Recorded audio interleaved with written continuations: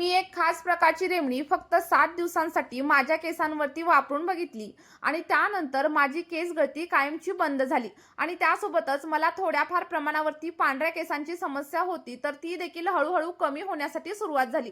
बरेच लोक म्हणतात की पांढरे झालेले केस काळे होत नाहीत किंवा मग केसांची लांबी जर थांबली तर ती वाढत नाही. पण असं अजिबात नाहीये, कारण मी सांगितलेली ही रेमडी आपल्या केस गळतीवरती सोबतच केसांच्या वाढीसाठी आणि पांढरे झालेले केस काळे करण्यासाठी अगदी रामबाण उपायासारखी काम करते. तुम्हाला फक्त मी सांगितलेल्या पद्धतीने ही रेमेडी बनवायची आहे आणि केसांवरती वापरून बघायची आहे. त्यानंतर अगदी 1 ते 1.5 महिन्यांमध्येच तुम्हाला तुमच्या केसांवरती अप्रतिम असे रिझल्ट मिळणार आहेत.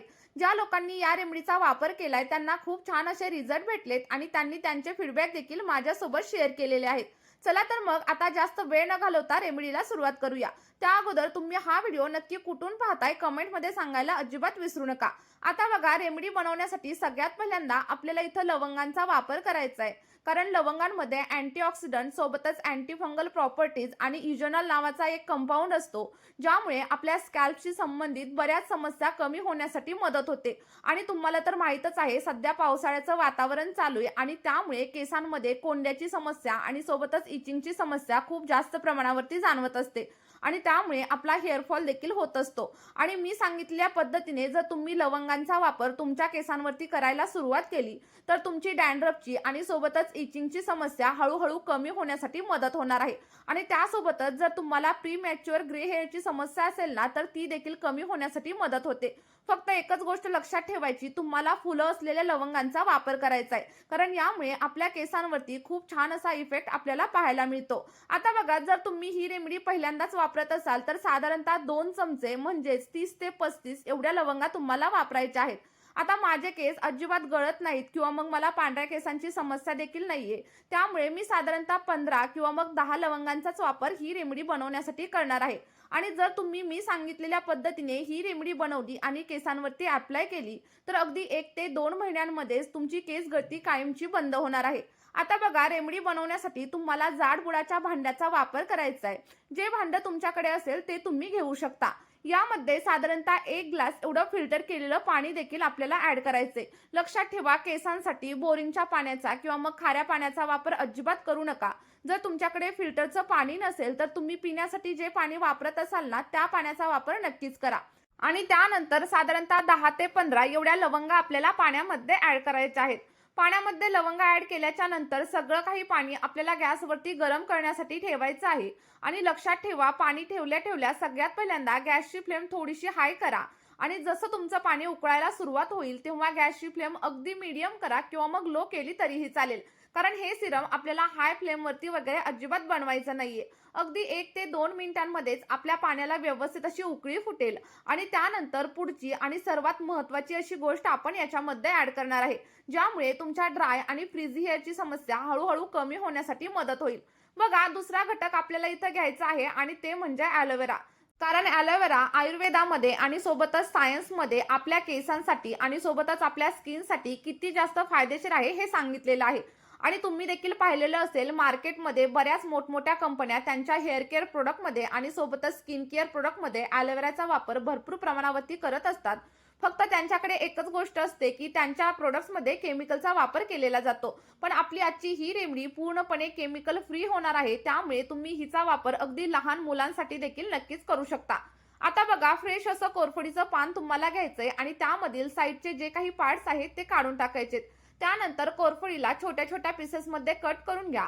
आणि जर तुम्हाला छोट्या छोट्या पीसेसमध्ये कट करून घ्यायचं नसेल तर काय करायचं, एक मिक्सरचं भांडं घ्यायचं आणि त्यामध्ये तुम्ही ॲलोवेरा म्हणजेच कोरफडीचं पान बारीक करून देखील नक्कीच घेऊ शकता.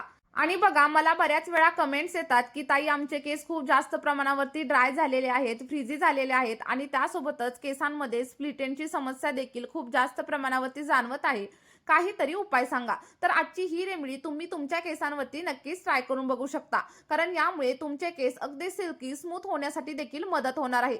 आता इथं कोरफड व्यवस्थित अशी कट करून झालेली आहे आणि त्यानंतर आपण जे काही लवंगाचं पाणी गरम होण्यासाठी ठेवलेलं होतं ते देखील उकळायला सुरुवात झालेली तुम्हाला दिसत असेल. आता आपण कट करून घेतलेली सगळी काही कोरफड आपल्याला याच्यामध्ये ऍड करायची आहे. आणि लक्षात ठेवा, कोरफड ऍड केल्याच्या नंतर साधारणतः 4 ते 5 मिनिटं आपल्याला हे सगळं काही पाणी व्यवस्थित असं बॉईल करून घ्यायचंय. आता तुम्हाला प्रश्न पडेल की ही रेमेडी तयार होण्यासाठी नक्की किती वेळ लागतो? तर बघा, आपल्याला साधारणतः 10 ते 15 मिनिटांचा टाइम लागतो. आणि बघा, जेव्हा आपण घेतलेलं पाणी अर्ध होईल तेव्हा समजायचं की आपली रेमेडी इथं तयार झालेली आहे. पण इथे आपल्याला आणखी 2 ते 3 गोष्टींचा याच्यामध्ये वापर करायचा आहे. बघा, पुढचा घटक आपण याच्यामध्ये ऍड करणार आहे आणि ते म्हणजे कांद्याच्या साली. कारण कांद्यापेक्षा कांद्याच्या सालीमध्ये सल्फरचं प्रमाण खूप जास्त असतं. आणि जेव्हा आपण कांद्याच्या सालीचा वापर आपल्या केसांसाठी करतो तेव्हा टक्कल पडलेल्या जागेवरती देखील नवीन केस उगवण्यासाठी मदत होते.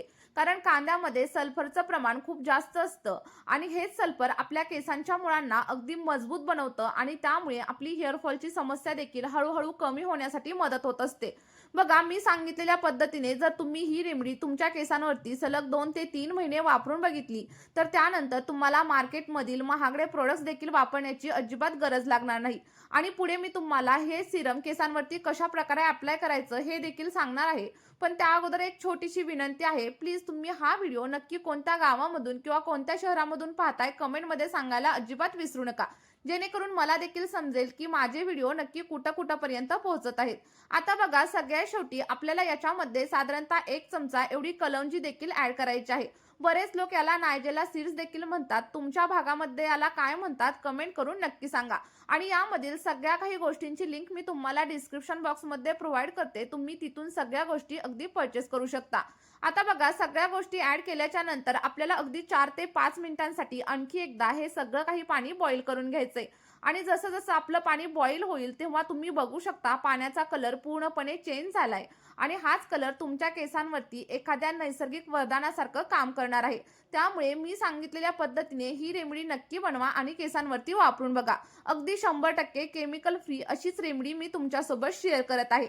आणि तुम्ही पाहिलेलं असेल की बऱ्याच स्त्रियांचे आणि सोबतच मुलींचे केस खूप जास्त लांब आणि दाट असतात. कारण त्या मुली आणि त्या स्त्रिया त्यांच्या केसांची काळजी देखील तेवढ्याच प्रमाणावरती घेत असतात. जर तुम्ही देखील आठवड्यातून फक्त 2 तास तुमच्या केसांसाठी दिले तर तुमचे देखील केस अगदी दाट आणि लांब होण्यासाठी मदत होईल. आता बघा, व्यवस्थित असं पाणी बॉईल करून झाल्याच्या नंतर गॅस बंद करा. आणि त्यानंतर पाणी तुम्ही थंड देखील करू शकता किंवा मग गरम असताना देखील गाळून घेऊ शकता. फक्त एकच गोष्ट इथे लक्षात ठेवायची, गरम असताना हे पाणी तुमच्या केसांवरती अजिबात अप्लाय करायचं नाही. कारण गरम गोष्टींचा वापर जेव्हा आपण आपल्या केसांवरती करत असतो तेव्हा आपल्याला केस गळतीची समस्या जाणवू शकते आणि त्यासोबतच तुमच्या केसांना फाटे देखील फुटू शकतात. त्यामुळे इथं मी सांगितलेल्या पद्धतीनेच या सिरमचा वापर तुम्हाला तुमच्या केसांवरती करायचा आहे. आता हे सिरम कोणकोणत्या वेगवेगळ्या पद्धतीने तुम्ही तुमच्या केसांवरती अप्लाय करू शकता हे मी तुम्हाला सांगते. तर पहिल्या पद्धतीमध्ये तुम्हाला काय करायचंय, हे सिरम डायरेक्टली तुमच्या केसांवरती आणि सोबतच केसांच्या मुळांवरती अप्लाय करायचे.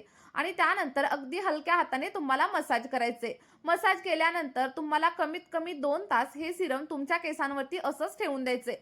जर तुम्ही रात्री अप्लाय केलं आणि सकाळी हेअर वॉश केला तर आणखी छान असा रिझल्ट तुम्हाला मिळणार आहे. आता दुसऱ्या पद्धतीमध्ये तुम्हाला काय करायचंय, जर केसांवरती सेपरेट ऑइलिंग करायचं नसेल तर साधारणतः 1 ते 1.5 चमचा एवढं कोकोनट ऑइल तुम्हाला या सिरम मध्ये ऍड करायचंय. त्यानंतर व्यवस्थित मिक्स करायचं आणि ते सिरम केसांवरती अप्लाय करायचं. असं केल्यामुळे तुम्हाला केसांना वेगळी अशी ऑइलिंग करण्याची देखील अजिबात गरज लागणार नाहीये. बघा, 2 पद्धती मी तुम्हाला सांगितल्या. आता तिसरी पद्धत सांगते. बघा, तिसऱ्या पद्धतीमध्ये तुम्हाला काय करायचंय, जर तुम्ही तुमच्या केसांवरती मेहंदी वगैरे अप्लाय करत असाल तर मेहंदी तुम्हाला साध्या पाण्यामध्ये वगैरे भिजवायची नाहीये. तर आपण हे जे सिरम रेडी केलंय यामध्येच तुम्हाला मेहंदी भिजवायची आहे आणि त्यानंतर केसांवरती अप्लाय करायची आहे. असं केल्यामुळे तुमच्या केसांवरती अगदी नैसर्गिक बर्गंडी कलर येण्यासाठी मदत होते आणि सोबतच प्री मॅच्युअर ग्रे हेअरची समस्या असेल तर ती देखील हळूहळू कमी होण्यासाठी तुम्हाला मदत होणार आहे. बघा, या तिन्ही पद्धतीमधील कोणतीही पद्धत तुम्ही तुमच्या केसांसाठी नक्कीच ट्राय करू शकता. तुम्हाला खूप छान असे रिझल्ट मिळणार आहेत. आणि सगळ्यात शेवटी जर तुम्हाला हेअर वॉश करायचा असेल तर काय करायचं, तुम्ही तुमच्या केसांसाठी जो शॅम्पू वापरत असाल तो शॅम्पू या पाण्यामध्ये ऍड करायचा. व्यवस्थित असं मिक्स करायचं आणि त्यानंतर त्या रेडी झालेल्या शॅम्पूने तुम्हाला हेअर वॉश करायचा आहे. बघा, मी सांगितलेल्या पद्धतीने हे टोनर नक्की ट्राय करून बघा आणि त्यानंतर तुम्हाला जे काही अप्रतिम असे रिझल्ट भेटतील ते कमेंटमध्ये माझ्यासोबत शेअर करायला अजिबात विसरू नका. जेणेकरून तुमच्या एका कमेंटचा दुसऱ्या लोकांना देखील फायदा होईल. चला तर मग या व्हिडिओमध्ये आपण इथेच थांबूया. भेटूया अशाच एका नवीन व्हिडिओमध्ये आणि एका नवीन अशा नैसर्गिक रेमेडी सोबत. आपला हा व्हिडिओ तुम्ही शेवटपर्यंत पाहिल्याबद्दल खूप खूप धन्यवाद. Bye bye.